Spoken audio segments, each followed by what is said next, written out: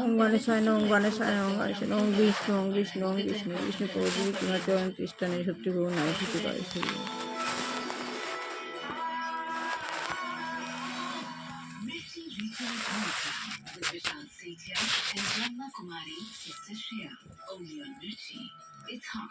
শ্রী গুরুদেব দুর্গাপ্রসন্ন পরমহংস দেবায় নম। শিব গুরু গুরু শিব শিব গুরু।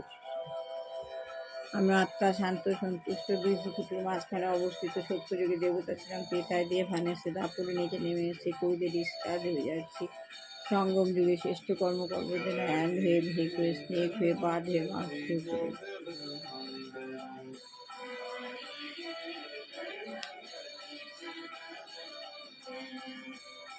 এইভাবে আত্মার ফোনের মাধ্যমে নিজেকে রিচার্জ করে নিলাম।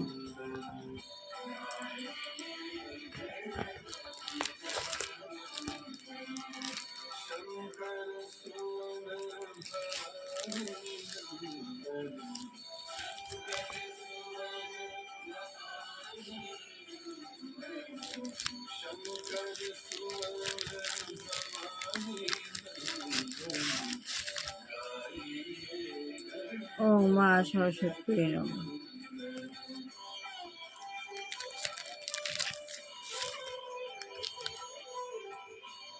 শ্রী শ্রী মা লক্ষ্মী দেবায় নমঃ।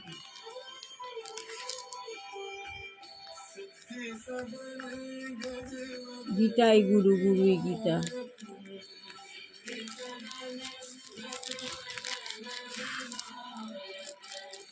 ওম সাই বাবাই নমঃ।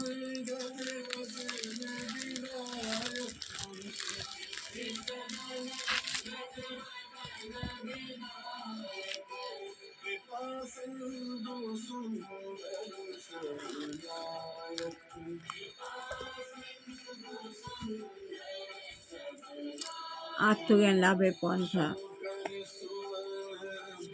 শ্রী প্রভুপাদ।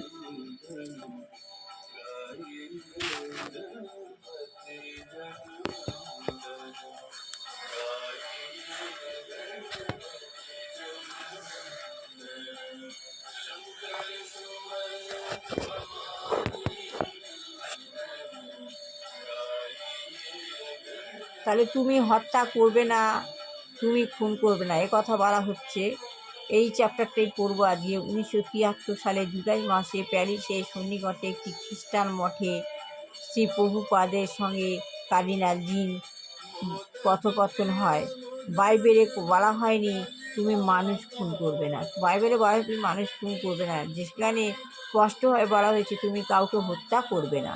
তাহলে আপনারা আপনাদের সুবিধা মতো তার অর্থ বিকৃত করছেন কেন?